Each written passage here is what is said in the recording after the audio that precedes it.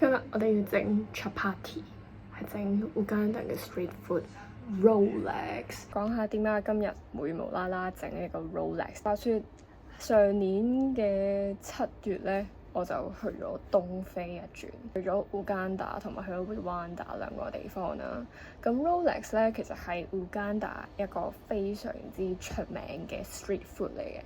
一塊 chapati， 一塊 Indian flatbread 啦，包住一個 egg omelette 嘅。咁我上次食嗰個簡化版咧，就係純粹一塊餅啦，捲住一塊蛋啦，咁就變咗蛋卷啦。基本上咧 Rolex 咧係應該會有其他嘅蔬菜嘅，即係例如生菜啊、野菜啊、番茄啊，甚至係其他嘅蔬菜類啦。其實咧 Rolex 對於我哋呢啲外國人嚟講咧就好特別啦，好勁啦。咁但係其實對於烏干達當地嘅人嚟講咧，其實 Rolex 係一個非常之廉價嘅東西，因為 Rolex 基本上就係將所有雜不楞嘅菜啦、雜不楞嘅一啲食材咧就撈埋一齊，之後就擺入去呢個蛋卷度，咁你就食得㗎啦。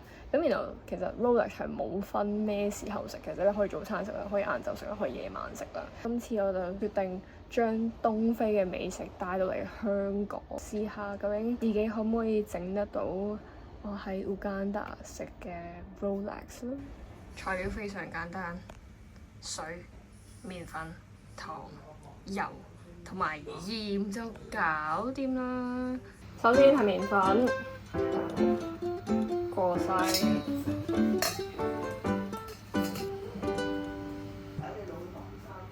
鹽、糖、油。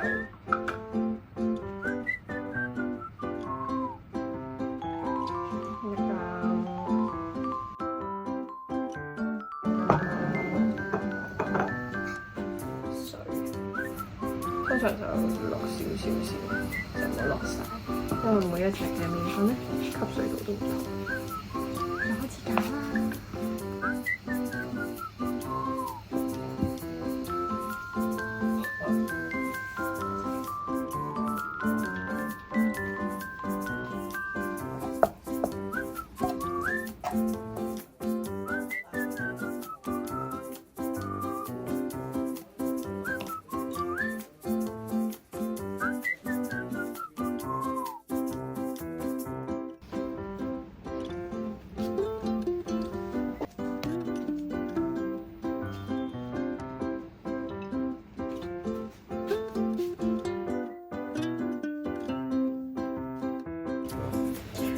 完之後咧係會靚啲啊，然後滑捋捋㗎。我而家將佢分成6份，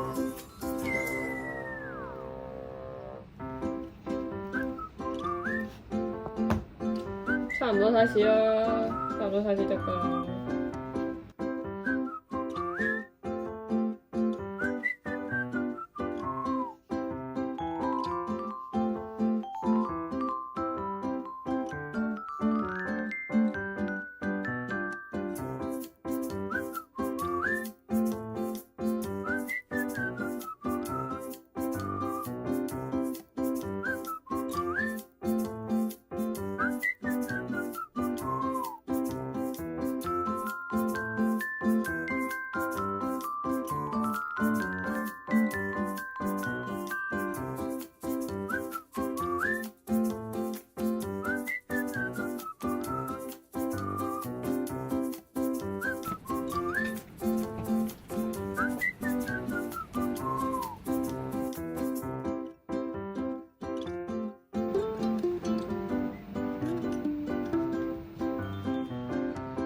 咁而家整晒咧，就 ready 去煎啊！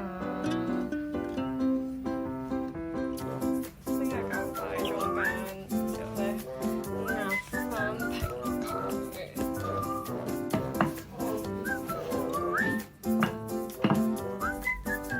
煎得！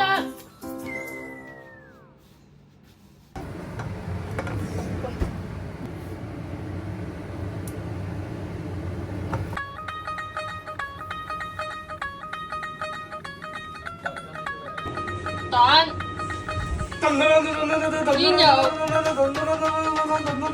芝士、煙油、蛋、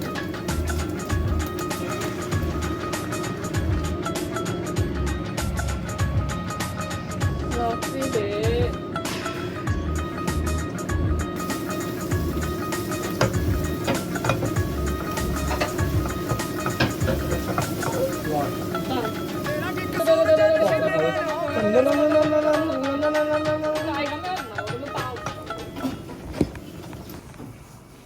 有個茶巴蒂啦，入邊有個奄列啦，煙肉芝士奄列。仲有個花花。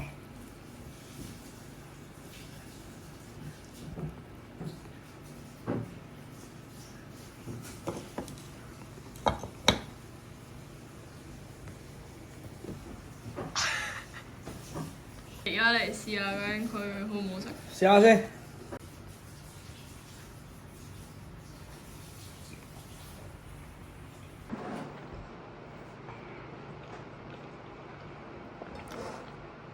牛皮啦、蛋啦、煙肉啦，雖然咧佢哋就唔食煙肉嘅，佢哋食菜嘅，但係唔緊要。香港食煙肉啊！早餐，